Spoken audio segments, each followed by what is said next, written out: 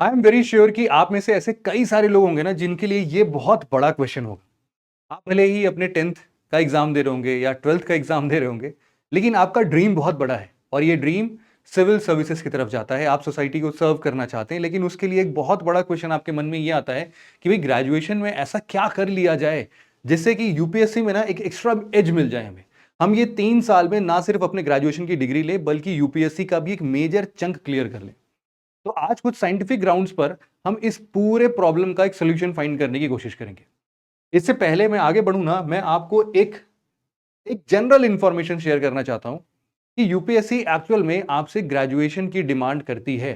तभी वो आपको अलाउ करेगी कि भैया अब तुम हमारे प्रीलिम्स में आके बैठ सकते हो, प्रीलिम्स एग्जाम दे सकते हो, अब आप एलिजिबल हो। लेकिन आप ग्रेजुएशन किसी भी फील्ड से कर सकते हो। इंजीनियरिंग कर सकते हो आप, मतलब कि इंजीनियरिंग के फील्ड से कर सकते हो, मेडिकल के फील्ड से कर सकते हो, इवन आप आर्ट के फील्ड से कर सकते हो, साइंस के फील्ड से कर सकते हो, लॉ के फील्ड से कर सकते हो, कॉमर्स के फील्ड से कर सकते हो। कोई भी ग्रेजुएशन की इक्विवेलेंट डिग्री होगी अगर आपके पास, तो आप यूपीएससी के लिए एलिजिबल हो। अब हम लोग एक बार बात करते हैं, अगर आप लोगों ने पॉलिटी पढ़ा है ना, या फिर नहीं पढ़ा है या फिर सुना है, तो पॉलिटी बहुत सारे चैप्टर्स हैं ना, जैसे आपकी किताबों के अंदर चैप्टर होते हैं। तो एक चैप्टर है कॉन्स्टिट्यूशन के अंदर में, उसको बोलते हैं चैप्टर नंबर 14। इसका ना पार्ट 2 है और इस सेकेंड पार्ट में एक आर्टिकल है, ये है 323 क्लॉज 1। ये आर्टिकल मैं क्यों बता रहा हूं आपको, क्योंकि एक्चुअल में इसी के हिसाब से एक्चुअल में यूपीएससी कॉन्स्टिट्यूशनल बॉडी है। इस कॉन्स्टिट्यूशनल बॉडी को हर साल प्रेसिडेंट के पास में एक रिपोर्ट सबमिट करनी पड़ती है कि भैया हम लोगों ने क्या काम किया है पूरे साल भर में, क्या अचीव किया है, कितनी सीट्स हम लोगों ने फिल की है, और पूरा कैलकुलेशन वगैरह करके देते हैं। तो वो लोग हर साल अपनी रिपोर्ट बनाते हैं। तो ये जो स्क्रीनशॉट आप देख रहे हो ना, ये एक्चुअल में 72nd रिपोर्ट से ही लिया गया है जो यूपीएससी सबमिट करता है। ये ओपन है सबके लिए, कोई भी पढ़ सकता है। फिलहाल आप लोग के काम का नहीं है उतना, ये प्रेसिडेंट पढ़ते हैं, ठीक है। तो इसमें बेसिकली हम लोग एक बार देखते हैं कि कितने ऐसे नंबर ऑफ कैंडिडेट्स हैं अभी तक। एक्चुअल में ना यहां पर जो रिपोर्ट आई है सबसे लेटेस्ट, वो 2020 वाली ही है। उसके आगे 73rd रिपोर्ट मैंने बहुत खोजा बट मुझे मिला नहीं। तो ये लेटेस्ट रिपोर्ट जो अभी अवेलेबल है उसके बेसिस पर एक बार बात करते हैं। यहां पर नंबर ऑफ कैंडिडेट्स दिए हुए हैं और उनके सक्सेस रेट दिए हुए हैं। यहां पर सबसे पहले आप देखना कि जो ह्यूमैनिटीज बैकग्राउंड के लोग हैं उनके लिए सक्सेस रेशियो क्या है भाई, 42.6%।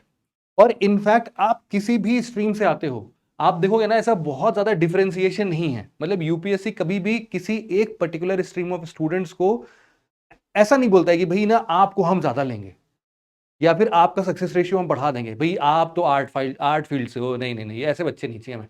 यूपीएससी ऐसा कुछ भी नहीं बोलता है। यूपीएससी सारे स्ट्रीम्स के स्टूडेंट्स को इक्वली वेलकम करता है। आप देख सकते हो, अगर सक्सेस रेट की बात करोगे ना, तो अप्रोक्सीमेटली 40% का सक्सेस रेट आपको हर जगह मिलेगा। कुछ पर्टिकुलर ऐसे स्ट्रीम है, जैसे कि यहां पर देखना 44% है। लेकिन आप 44% पर टेंशन मत लो, क्योंकि देखो इसका जो एक्चुअल लोग है ना, इंटरव्यूड कितने लोग हैं, 70 लोग हैं, और 70 में से 31 लोग सेलेक्ट हुए हैं। मतलब यहां पर लोग ही बहुत कम है, इसलिए इनका सिलेक्शन रेशियो इतना ज्यादा है। अदरवाइज जो बहुत ज्यादा लोग लेते हैं, आप देख सकते हो उसमें कितने सारे। इसमें ह्यूमैनिटीज की अगर बात करो तो ह्यूमैनिटीज में 197 लोगों में से 84, लगभग लगभग हर में आप देखोगे कि 40% के अप्रोक्सीमेशन में आता है। ये 2020 का डेटा कहता है। अच्छा, बहुत बार आप लोगों ने ये सुना होगा ना, कि आपने किसी न्यूज आर्टिकल में सुना होगा कि यूपीएससी ना बीटेक वालों को बहुत सिलेक्ट कर रही है आजकल, तो इसीलिए बीटेक करना चाहिए, बीटेक करने से हमारा यूपीएससी ज्यादा अच्छे से क्लियर हो जाएगा। आप अगर डेटा एक तरफ देखोगे तो आपको वैसा लगेगा, क्यों? क्योंकि देखो कितने ज्यादा लोग इंजीनियरिंग फील्ड से हैं जो कि इस एग्जाम को ऑप्ट कर रहे हैं। अरे भैया, जब ये ज्यादा लोग हैं, बहुत ज्यादा हैं, ह्यूमैनिटीज ये इन सबको मिला दो तो कितने बन जाएंगे? अप्रोक्सीमेटली आपके 350 बनेंगे। ये कितना है? 1236। कितने गुना हो गए? कम से कम नहीं तो 3 to 4 टाइम्स ज्यादा हैं। जब 3 to 4 टाइम्स ज्यादा है तो सिलेक्शन भी तो उतना ही आएगा। आप सिलेक्शन रेशियो देखोगे तो उतना ही रहेगा, क्योंकि ज्यादा लोगों ने फॉर्म भरा है जो कि इंजीनियरिंग फील्ड से हैं, इसीलिए ज्यादा लोग सिलेक्ट हो रहे हैं। अरे ह्यूमैनिटीज के ज्यादा बच्चे अगर इसका फॉर्म भरेंगे तो वो लोग भी सिलेक्ट होंगे। मुद्दा यही है कि जितने लोग एक्चुअल में फॉर्म भरने से भी रिलेटेड नहीं है, कितने लोग इंटरव्यू स्टेज तक पहुंचते हैं। तो जितने ज्यादा लोग इंटरव्यू स्टेज तक पहुंचेंगे उतने ज्यादा लोग सिलेक्ट होंगे। तो पहली बात, स्ट्रीम का ये फंडा अपने दिमाग से आप लोग निकाल दो कि भाई किसी एक पर्टिकुलर स्ट्रीम में जाएंगे तो यूपीएससी हमें फेवर करेगी, यूपीएससी किसी को फेवर नहीं करने जा रही है। पॉइंट नंबर 2, हम लोग अब कुछ टॉपर्स को एक बार देखते हैं जो कि अपने किस फील्ड से थी और उन्होंने क्या ऑप्शनल लिया और उसके बाद उनका फर्स्ट रैंक आया। यहाँ पर आपको 2012 से लेके 2021 और इनफैक्ट 2022 की टॉपर इशिता किशोर हैं, इनका भी जिक्र यहाँ पर मिलेगा। इस पूरे लिस्ट से ना अगर 3 लोग को हटा दिया जाए तो आप देखोगे कि मेजॉरिटी ऑफ द लोग बीटेक वाले हैं, और इसका सीधा असर क्यों आया था वो मैंने पिछले स्लाइड पर ऑलरेडी क्लियर कर दिया है। तो ये माइंडसेट एक्चुअल में थोड़ा सा रॉन्ग परसेप्शन है कि आप लोग क्या करो, और इनफैक्ट मैं बताता हूं 2012 से लेके 2020-21 तक के लोगों में इतना ज्यादा कंपटीशन की भावना नहीं होती थी। 2017-18 तक तो बिल्कुल ही नहीं थी, उनको कुछ नहीं पता होता था। अगर आप किसी भी टॉपर से बात करोगे ना और इनसे पूछोगे कि भाई इसमें से आप में कितने लोगों ने 10th क्लास में 12th क्लास में सोच लिया होगा कि नहीं मुझे तो सिविल सर्विसेज करना है और उसी हिसाब से मुझे अपना ग्रेजुएशन का सब्जेक्ट चूज करना है, किसी के मन में इतना पहले से कोई सपना नहीं होता था। वो तो अब कंपटीशन लेवल इतना ज्यादा टफ हो चुका है कि लोगों को बहुत पहले से इसकी तैयारी करनी पड़ती है। बट इनफैक्ट यहां पर आप देख सकते हैं कि इन लोगों ने, मेजॉरिटी ऑफ द लोगों ने आपको बीटेक ही दिखेंगे। यहां पर मैं कुछ लोग को हाईलाइट करता हूं जिन्होंने अलग स्ट्रीम चुना है। इसमें से सबसे पहले 2015 में टीना डाबी हैं, पॉलिटिकल साइंस ऑनर्स के साथ में इनका ऑप्शनल सब्जेक्ट भी वही रहा है, ये आपको समझने की जरूरत है। दूसरा आप देख सकते हैं श्रुति शर्मा, 2021 की टॉपर हैं, इन्होंने बीए हिस्ट्री लिया है और हिस्ट्री के साथ इन्होंने हिस्ट्री ही लिया है। लेकिन अब मैं आपको एक और ऑप्शन देता हूं, ये ऑप्शन में आप देखना कि जितने भी लोगों ने टॉप किया है और वो बीटेक फील्ड से हैं, उनमें से बहुत ही कम लोग, या हार्डली किसी का भी सब्जेक्ट जो है वो बीटेक वाले सब्जेक्ट से मिलता जुलता है। फॉर एग्जाम्पल आप यहां पर जरा देखो, हरिता कुमार, ये बीटेक इलेक्ट्रॉनिक्स एंड कम्युनिकेशन क्या लिया, इकोनॉमिक्स एंड मलयालम। उस टाइम पर 2 ऑप्शन लेने पड़ते थे। फिर उसके बाद 2013 में बीटेक कंप्यूटर साइंस, लेकिन लिया क्या, इकोनॉमिक्स। ये साइंस, बीटेक कंप्यूटर साइंस, ये भी इन्होंने लिया ज्योग्राफी। सिविल सर्विसेज या सिविल इंजीनियरिंग लिया था, सॉरी, इन्होंने। इसके बाद नंदिनी कुमार, इन्होंने बीटेक सिविल इंजीनियरिंग से किया, लिया Kannada literature. Again Anudeep Durishetty, civil engineering B Tech anthropology, B Tech in computer science, लेकिन लिया ऑप्शनल मैथमेटिक्स। मैं आपको बता दूं कि ये मैथ्स और बीटेक वाला मैथ्स बिल्कुल ही डिफरेंट होता है, तो इसमें कोई रिलेशन नहीं है। Again B Tech in computer science public administration, B Tech in civil engineering anthropology. मतलब आप हमेशा देखो, इवन आप सबसे जो अभी हाल फिलहाल की टॉपर है इशिता किशोर, उनका भी ऑप्शनल जो है वो डिफरेंट है। वो ऑप्शनल क्या है, पीएसआईआर है, लेकिन उन्होंने अपना ग्रेजुएशन किससे किया, इकोनॉमिक्स से किया है। तो उन्होंने इकोनॉमिक ऑनर्स की डिग्री डीयू से ली थी, बट उनका ऑप्शनल क्या था, पीएसआईआर। तो रिलेशन आपको मिलेगा नहीं। उसके पीछे का मैंने आपको लॉजिक भी बताया कि भाई देखो, इतना डेफिनेट होके ना कोई आज के टाइम पर सोचता नहीं है, लेकिन अगर आप लोग सोच रहे हैं तो आप इस डेटा के आधार पर अपने डिसीजंस लेंगे तो गड़बड़ होएगा। आपको क्या करना चाहिए वो मैं एक बार आपको गाइड करता हूं। 3 इस मुद्दे को समझो आप लोग। सबसे पहला क्या है कि हम लोग अगर ह्यूमैनिटीज या आर्ट्स के सब्जेक्ट लेते हैं तो हमें हमेशा एक एज मिलता है, और ये बात आपको यहां से भी क्लियर हो रही होगी कि जिसने भी, अगर इशिता किशोर को छोड़ देते हैं, इनके अलावा जिन्होंने भी अगर हिस्ट्री से किया, पॉलिटिकल साइंस ऑनर्स से किया, आप देख सकते हो कि इन लोगों ने भी अपना ऑप्शनल वो ही रखा। बीटेक वाले स्टूडेंट जैसे जूझ नहीं रहे कि हमने बीटेक में कुछ और पढ़ा है और अब हमें यूपीएससी के लिए कुछ और बिल्कुल डिफरेंटली नया तरीके से पढ़ना पड़ेगा। लेकिन इन दोनों लोगों को काफी हेल्प मिला होगा कि नहीं। अगर मैं अभी आपको पॉलिटिकल साइंस ऑनर्स का सिलेबस भी दिखाऊंगा डीयू का, और उससे आप कंपेयर करना अपने यूपीएससी के अभी के सिलेबस को जो आपके जीएस पेपर 2 का है, और इनफैक्ट पॉलिटिकल साइंस ऑप्शनल से भी आप लोग एक बार रिलेट करके देखना, आपको बहुत सारी चीजें कॉमन मिलेंगी। तो बेसिकली मकसद भी यही कहने का है कि अगर आप लोग आर्ट स्ट्रीम सेलेक्ट करते हो और आर्ट स्ट्रीम के साथ साथ आप लोग चाहते हो कि नहीं मेरा एक बार ग्रेजुएशन कंप्लीट हो जाए और इसके साथ साथ हम एक ऐसा सब्जेक्ट चूज करें जो कि मेरा ऑप्शनल बन जाए, या फिर हो सकता है कि मेरा आगे चल के कुछ एक जीएस पेपर के साथ बहुत ज्यादा ओवरलैप हो जाए, तो आपके लिए काफी बेनिफिट होगा। लेकिन देखो यहां पर सिर्फ बीए ऑनर्स के साथ ही ये काम चल पाएगा, फ्रूटफुल तभी होगा। अगर आप लोग बीटेक करते हो तो बीटेक करते टाइम में मान लो आपने इलेक्ट्रिकल इंजीनियरिंग ली या फिर आपने कोई दूसरी स्ट्रीम से आप बीटेक करते हो, तो उस केस में ना आपके पास जो सिलेबस होता है वो बहुत ही ज्यादा होता है, और इनफैक्ट इसीलिए कोई भी पर्सन अपने इंजीनियरिंग डिग्री के सब्जेक्ट को अपना ऑप्शनल नहीं बनाता है, क्योंकि उसको पूरे 4 साल से भी ज्यादा का सब्जेक्ट पढ़ना पड़ता है अपने ऑप्शनल के लिए। इतनी मोटी किताबें हो जाती है, पूरी की पूरी इतनी मोटी किताबें। अब इतनी मोटी किताबें कौन पढ़ेगा, ये 10 12 15 किताबों को, और फिर ऑप्शनल तैयार होगा। इससे कहीं ज्यादा कम में तो आप अपना पूरा चारों जीएस पेपर पढ़ देते हो। तो इसीलिए इंजीनियरिंग के सब्जेक्ट्स लोग ऑप्ट नहीं करते। लेकिन इसका मतलब ये बिल्कुल भी नहीं है कि आप इंजीनियरिंग करोगे तो आपका पूरा 4 साल व्यर्थ हो जाएगा। आप अपने बीटेक के साथ भी अपने जीएस पेपर को पढ़ते रहो, वो भी एक अच्छा ऑप्शन रहेगा आपके पास। यहां पर 3 चीजों पर हमने फोकस किया। सबसे पहला कि अगर आप अपना स्ट्रीम इस तरीके से सिलेक्ट करते हैं तो आप आपको डेफिनेटली एक सीमलेस ट्रांजिशन का मौका मिलता है। सीमलेस ट्रांजिशन क्या है कि आपको अचानक से झटका नहीं लगता। जैसे मान लो मैंने इलेक्ट्रिकल इंजीनियरिंग की थी, मेरा ऑप्शनल सोशियोलॉजी है। हालांकि सोशियोलॉजी का एक छोटा सा पोर्शन हमारे बीटेक में भी पढ़ाया गया था, लेकिन वहां से चूंकि मेरा इंटरेस्ट काफी ज्यादा था, मैंने सोशियोलॉजी ले लिया। लेकिन यहां पर ना एक झटका जरूर लगा था, या फिर एक नया, बिल्कुल नया सब्जेक्ट, बिल्कुल डिफरेंट सब्जेक्ट, एक नए थिंकर्स, ये सारी चीजें पढ़ने में ना एक बार लगा तो था कि यार मतलब क्या पढ़ रहे हैं हम। अपने इलेक्ट्रिकल इंजीनियरिंग में तो बहुत ही साइंटिफिक सब्जेक्ट्स पढ़ते थे, और यहां पर हम लोग कुछ एक ह्यूमैनिटीज के बैकग्राउंड के सब्जेक्ट्स को पढ़ रहे हैं। तो एक ट्रांजिशन जो था कहीं ना कहीं वो उतना स्मूथ नहीं रहता है, बट हो सकता है कुछ लोग को ये नया सब्जेक्ट अप्रोच करना बहुत अच्छा लगता हो। मैंने से कितने सारे इंटरव्यू स्टूडेंट से बातचीत किया है जिनका ये कहना है कि मैंने सोशियोलॉजी इसलिए लिया क्योंकि थोड़ा तो मेरा इंटरेस्ट था, and I want to explore a new subject, overall new subject.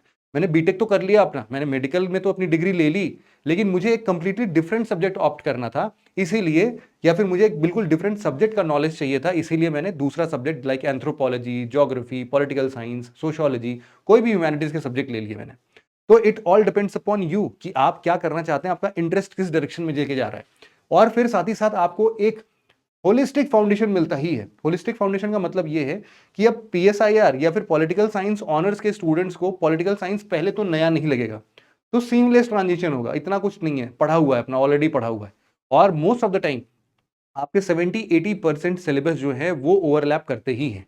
मैं अभी हाल फिलहाल में डीयू के कॉलेज में गया था, मोतीलाल नेहरू में, और वहां पर बहुत सारे स्टूडेंट्स के साथ इंटरेक्ट किया मैंने। वहां पर भी स्टूडेंट्स ने यही समझाया, और उन्होंने भी यही बताया कि सर हमने बीए ऑनर्स में हिस्ट्री से हम लोग कर रहे हैं, या ज्योग्राफी से कर रहे हैं, कुछ स्टूडेंट पॉलिटिकल साइंस से कर रहे हैं। उनका कहना था कि sir we are very happy, even कुछ लोग बीएससी कर रहे थे मैथ से, they are very very happy because कि उनका सारा का सारा सिलेबस जो है वो यहाँ के या तो ऑप्शनल सब्जेक्ट से या फिर जीएस के पेपर से मैच कर रहा है। तो उनको अब उतनी टेंशन नहीं रहती उस पर्टिकुलर सब्जेक्ट के लिए, तो उनको एक एज अभी से मिलना स्टार्ट हो गया है। उनका ये सीमलेस ट्रांजिशन और होलिस्टिक फॉर्मेशन दोनों के दोनों साथ के साथ चल रहे हैं। तो ये बात आपको हमेशा ध्यान रखनी है। अगर आप अपने बीए ऑनर्स या फिर आर्ट साइड से अगर आप अपने ग्रेजुएशन को कंप्लीट करना चाहते हैं, तो ऑलवेज चूज सच सब्जेक्ट जिसका ओवरलैपिंग सिचुएशन बहुत ज्यादा है। आप डेफिनेटली अगर आर्ट साइड पर आ रहे हो तो आपका एक सब्जेक्ट आपके इंटरेस्ट का होगा, आपको उसी इंटरेस्ट वाले सब्जेक्ट को पिक करना है, क्योंकि उससे 3 साल बिताना और साथ ही साथ ऑप्शनल में भी इनडेप्थ अंडरस्टैंडिंग रखना बिना इंटरेस्ट के नहीं होगा। तो सबसे बड़ा मुद्दा जो है ना वो आपका इंटरेस्ट है। आपका इंटरेस्ट किस डायरेक्शन में आपको लेके जा रहा है, सबसे पहले उसको चूज कर लो। उसके बाद जो होगा वो बाद में देख लेंगे, कोई टेंशन नहीं है। तो मान के चलो कि अगर हम लोग ग्रेजुएशन में डीयू का सिलेबस उठाते हैं और अभी पॉलिटिकल साइंस में देखते हैं, तो ऐसे बहुत सारे सब्जेक्ट्स आपको दिख रहे होंगे, है ना। अलग अलग सेमेस्टर्स में अलग अलग टॉपिक्स पढ़ रहे हैं, बट पॉलिटिकल थ्योरीज पढ़ रहे हैं हम लोग यहाँ पर। इसके बाद जो भी कॉन्करेंट सिचुएशन चल रहा है वो पढ़ रहे हैं, नेशनलिज्म के बारे में पढ़ रहे हैं, बहुत सारे पॉलिटिकल थ्योरीज को अगेन पढ़ रहे हैं। उसके बाद हम लोग एडमिनिस्ट्रेशन को पढ़ रहे हैं। इसके अलावा इंटरडिसिप्लिनरी एस्पेक्ट को हम लोग देखते हैं, ग्लोबल पॉलिटिक्स को पढ़ रहे हैं। इसी तरीके से ना ऐसे बहुत सारे आपको दिखेगा कि हम लोग जो भी कॉन्सेप्ट अभी यहाँ पर आप लोग देख रहे हो, उन सबका जरा कोरिलेशन यहाँ पर देखने की कोशिश करना। ये आपका जीएस पेपर 2 का है। सेकंड जीएस पेपर में आपके पॉलिटी, इंटरनेशनल रिलेशंस, ये सारी चीजें आती हैं। यहां पर अगर आपका बहुत ज्यादा ओवरलैपिंग नहीं भी मिलता है, तो भी आप लोग कहीं ना कहीं किसी न किसी स्टेज पर अपने कॉन्स्टिट्यूशन में ये ऑलरेडी, या फिर अपने पॉलिटिकल साइंस में अपने कुछ ना कुछ टॉपिक्स डेफिनेटली इसमें से कवर करते हैं। आपको एक्स्ट्रा एज पता है कहां मिलता है? जब आप ऑप्शनल सब्जेक्ट पर आते हैं। ऑप्शनल सब्जेक्ट में पहला ही टॉपिक देखो क्या है, पॉलिटिकल थ्योरी। और यही पॉलिटिकल थ्योरी आप अपने ये 6 के 6 सेमेस्टर में पढ़ रहे होगे, तो इसीलिए ये आपको एक डेफिनेटली एक अच्छा खासा एज देता है। थ्योरीज ऑफ स्टेट ये सबके सब आप सब पहले से ही पढ़ चुके होगे, तो इनके लिए कुछ भी अलग से पढ़ने की जरूरत नहीं है। इनफैक्ट इसमें से आप अगेन 60-70% टॉपिक्स जो है वो आप ले सकते हैं। मैंने यहां पर सिर्फ और सिर्फ पॉलिटिकल साइंस का एग्जांपल लिया है। अगर चलो एक और एग्जांपल ले लेते हैं, यहां पर है मेरे पास, यहां पर अगेन वही है, मैंने पूरा सिलेबस एक बार आप लोग के लिए रखा है यहां पर। कंपेरेटिव पॉलिटिक्स, जैसे हम लोग वहां पर देख रहे थे कि करंट अफेयर्स का बहुत ज्यादा पोर्शंस था, तो यहां पर भी अच्छा खासा पोर्शंस ओवरलैप करता हुआ आपको मिलेगा। एक अच्छी डेप्थ के साथ, अच्छे डेप्थ ऑफ नॉलेज के साथ आप इसको ले सकते हो। एक बार बीए ऑनर्स में हम लोग हिस्ट्री की देख लेते हैं। हिस्ट्री में भी देखो क्या क्या सब्जेक्ट्स हैं। एंशिएंट इंडियन हिस्ट्री, ये डेफिनेटली आप लोग तो अपने हिस्ट्री के जीएस पेपर 1 में पढ़ते हो। प्री हिस्टोरिक पीरियड, वही हंटर गैदरर्स वाला सिचुएशन, यहाँ पर एडवेंट ऑफ यूरोपियंस की बात नहीं, एडवेंट ऑफ फूड प्रोडक्शन की बात हो रही है। इवन ये हड़प्पन सिविलाइजेशन से जस्ट पहले की बात है। फिर हड़प्पन सिविलाइजेशन आ गया, फिर आपके डिफरेंट कल्चर, सेटलमेंट्स, वो महाजनपदास का बनना वगैरह वगैरह, ये सारी चीजें आप लोग अपने जीएस पेपर 1 में पढ़ते हो, उसका टेंशन ही नहीं है। और अगर अब हम लोग यही चीज मिलाते हैं आपके सेमेस्टर 1 के सिलेबस से, तो आप देखो यहाँ पर भी वही इवोल्यूशन ऑफ ह्यूमन काइंड, वही बात होती है। ब्रॉन्ज एज, अलग अलग सिविलाइजेशन की बात हो रही है, स्लेव सोसाइटी की बात हो रही है। इवन यहाँ पर देखो, जब आप मॉडर्न हिस्ट्री में आते हो ना, तो मॉडर्न हिस्ट्री में इंडिपेंडेंस एंड पार्टीशन पढ़ते हो, इमरजेंस ऑफ न्यू स्टेट कैसे हुआ, नेशनलिज्म, सोशल ग्रुप्स। इसमें कुछ हो सकता है कि भाई इसमें फिलोसफिकल थॉट्स ज्यादा होंगे, इसमें थिंकर्स ज्यादा होंगे, तो डेफिनेटली इन सब चीजों को आप मैच किससे कराओगे? इससे मैच कराओगे आप लोग, एक तो जीएस पेपर 2 से करा ही लेना, और साथ ही साथ आप अपने हिस्ट्री के ऑप्शनल से जरूर से करा लेना। हिस्ट्री का जब ऑप्शनल देखते हो तो सेम वही पैटर्न यहां पर भी फॉलो होता हुआ आपको दिखेगा। तो आपका ना एक पंथ दो काज, ऐसा काम हो रहा है। एक पंथ दो काज क्या मतलब? अगर आप हिस्ट्री में थोड़ा भी इंटरेस्ट रखते हो तो हिस्ट्री लो, क्योंकि देखो भाई हिस्ट्री बहुत सारे लोग को बोरिंग लगती है, बहुत सारे लोग को बहुत इंटरेस्ट होता है। तो इंटरेस्ट सबसे इंपॉर्टेंट है यार, 3 साल किसी एक सब्जेक्ट के लिए बिताना मामूली बात नहीं है। तो इसीलिए डेफिनेटली उस पर जरूर से आप लोग फोकस करो, और इस तरीके से ना सारे सब्जेक्ट्स को एक बार मिला के देखो कि आपका ऑप्शनल कैसा है, यहाँ वाला यूपीएससी का, आपका ग्रेजुएशन का जो सिलेबस है वो कैसा है, उसके बारे में थोड़ा सा कंपैरेटिव स्टडी करो, अपने जीएस पेपर के बारे में थोड़ा सा जानो, और फिर डिसाइड करो कि मेरे इंटरेस्ट से कौन सा सब्जेक्ट सबसे ज्यादा ओवरलैप कर रहा है, and I have to choose that particular subject. तो ये पूरा इंफॉर्मेशन था। एक वही 72nd रिपोर्ट से ही मैं आपको एक और इंफॉर्मेशन देना चाहता हूं कि अगर आपके मन में ऐसा होगा कि किस ऑप्शनल को चूज करें जिससे ज्यादा सिलेक्शन हो जाए, तो उस मिथ को भी मैं ब्रेक करना चाहता हूं।